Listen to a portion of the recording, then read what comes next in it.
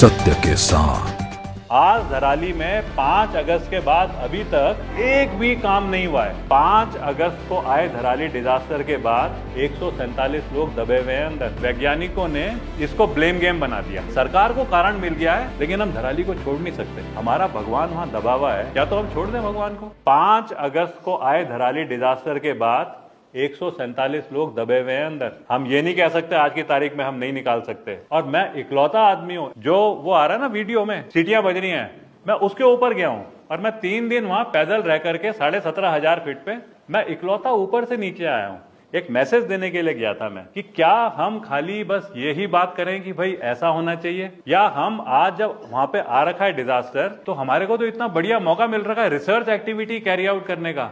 UCOST के बच्चे Wadia institute के जो आज थ्योरी पढ़ रहे हैं उनको तो वहां पे कैंप लगाना चाहिए। प्योर सामने ग्राउंड है। आज हमें उन चीजों को करने की जरूरत है, नहीं तो 147 लोग, हम ये नहीं कह सकते कि हम छोड़ देंगे उनको। कल तो हमें भी छोड़ना पड़ेगा चीजों को। हम खाली ये बोलें कि धराली दब गया है, इन लोगों ने यहाँ पे बनाया। हमारी जो जिम्मेवारियां थी, कैसे साइंटिस्ट ने, वैज्ञानिकों ने इसको ब्लेम गेम बना दिया। मान लो, मैं नहीं कहता हूं सबने, लेकिन मैं ऐसी कई मीटिंग्स अटेंड कर रहा हूं। आज जियोलॉजिस्ट कह रहे हैं हिमालय अनस्टेबल है। यार हिमालय तो अनस्टेबल है ही, लेकिन क्या हिमालय अनस्टेबल है तो चाइना भी मान रहा है इस बात को? चाइना तो वहां से बढ़ रहा है आगे। मोदी जी ने जब नाम दिया प्रथम गांव तो हमें कितना जोश आया। धराली में जो गांव है वो प्रथम गांव है। प्रथम गांव का मतलब उसको सारी वैल्यू मिलनी चाहिए। और प्रथम गांव क्यों बोल रहे हैं, वाइब्रेंट विलेज क्यों बोल रहे हैं? क्योंकि चाइना का थ्रेट उस वैली से बहुत स्ट्रांग हो गया है। पहले एक बटालियन होती थी, अब वहां पे पूरी ब्रिगेड है। वहां पे आईटीबीपी का डिप्लॉयमेंट बढ़ गया है, जो सबसे पहले बॉर्डर पे रहते हैं। इसका मतलब थ्रेट उस जगह से आ रही है। और हम लोग फंस गए हैं कि साइंटिस्ट ने और जियोलॉजिस्ट ने बोला कि ये जगह अनस्टेबल है, पुराने नियम वालों ने बोला कि ये तो जगह बैठना ही नहीं चाहिए था।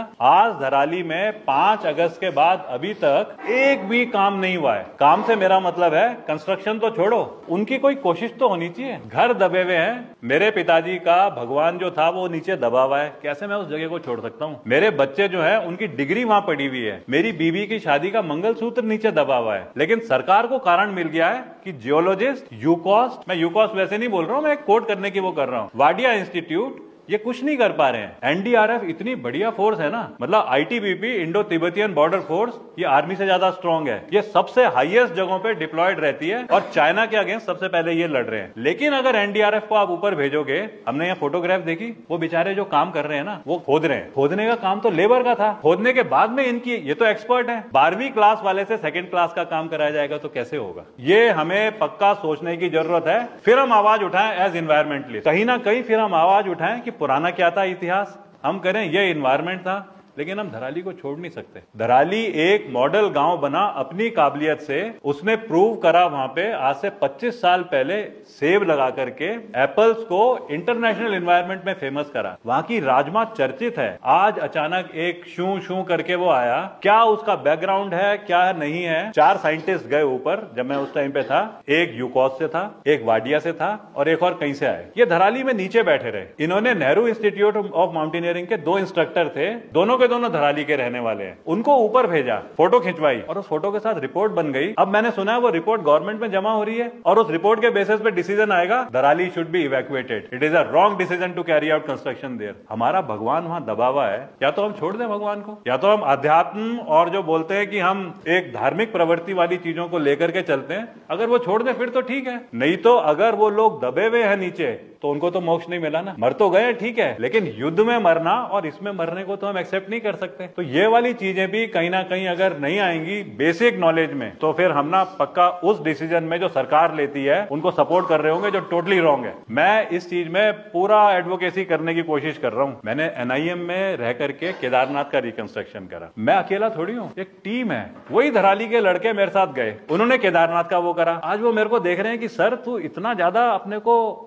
मतलब अपनी इंटरेस्ट देख रहा है कि हमारी आवाज नहीं उठा सकता। कितना अजीब लगता है मेरे को। हमें कहीं ना कहीं थोड़ा और समझने की जरूरत है कि डिजास्टर जो है ना, disaster can not be taken as a thing कि जो हमने सुन लिया वो हो गया है। हमें पुराना इतिहास समझने की जरूरत है। हम हिमालय के रहने वाले लोग हैं, हम अपने घर को छोड़ नहीं सकते। अगर हम अपने घर को छोड़ने वाली बात है, वो तो 100 साल पहले छोड़ देते। पुरानी गाथाएं क्या होती हैं, लोग हाइट में रहते थे अब नीचे आ गए, यार वो तो मजबूरी होगी उनकी, क्या करेंगे अब? ये इसके बाद डिसीजन जब होगा ना तो वो सबके सब ना नीचे आ जाएंगे। रहे पहाड़ खाली हो रहे हैं, हम कह रहे हैं यहाँ पे पलायन हो रहा है, हम ऊपर से पलायन का कारण बना रहे हैं। अब लोग नीचे आएंगे धराली से, क्योंकि आ चुके हैं, अब शुरू हो गई सर्दियां, वो लोग ना वापस ही नहीं जाएंगे। मैं जब गया धराली इस बार, तो एक लड़की है, उसकी शादी हो रखी है धराली में, तो वो अब वहां से वापस नहीं जा रही, वो कभी पहाड़ में इधर चढ़ रही है, कभी उधर चढ़ रही है। एक परिवार सूरज नाम का लड़का है जो दब गया नीचे, उसकी माँ वगैरह ना वो घर के अंदर गुमसुम हो गए हैं, और हम यहाँ पे ये लेकर के चलेंगे कि धराली से हम बॉडी को निकाल ही नहीं सकते। वहीं बगल में आर्मी के 10 लोग दबे हैं, वो भी तो हमारी तरह इंसान है, उन्होंने 7 लोगों को निकाल दिया और हम 147 में एक भी नहीं निकाल पाए।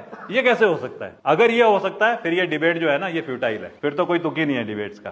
Discussion should go to a conclusion also. मतलब हम लोगों के लेवल पे हम डिसीजन मेकर्स नहीं है, लेकिन हम इन्वायरमेंट में ये बताने के बजाय कि डिजास्टर का क्या तरीका है, हमें ये बताने की भी जरूरत है। अगर साइंस और साइंटिस्ट आज बन चुके हैं, तो फिर आज तो हमें इसका एडवांटेज लेना चाहिए। हमें तो ये देखना चाहिए कि हम आपदाओं से लड़ेंगे कैसे और फिर ऊपर रहेंगे। वो क्वेश्चनेबल होगा बाद में कि किस प्रकार से रहेंगे और क्या होगा। पहला स्टेज तो हमारा ये होना चाहिए, अदरवाइज हम नुकसान कर रहे हैं। थराली की पीड़ा सिर्फ एक आपदा की कहानी नहीं, बल्कि सिस्टम की सुस्ती का आईना है। कर्नल अजय कोटियाल के गंभीर खुलासे ने कई सवाल खड़े कर दिए हैं। 147 लोग अब भी मलबे के नीचे, परिवार असुरक्षित और रहा सिर्फ कागजों में। जब सीमा से सटा इलाका ही उपेक्षित रहेगा, तो सुरक्षा का दम कौन भरेगा? अब वक्त है कि सरकार आगे जिम्मेदारी ले और थराली के इंतजार से नहीं, कार्रवाई से जवाब दे। नमस्कार।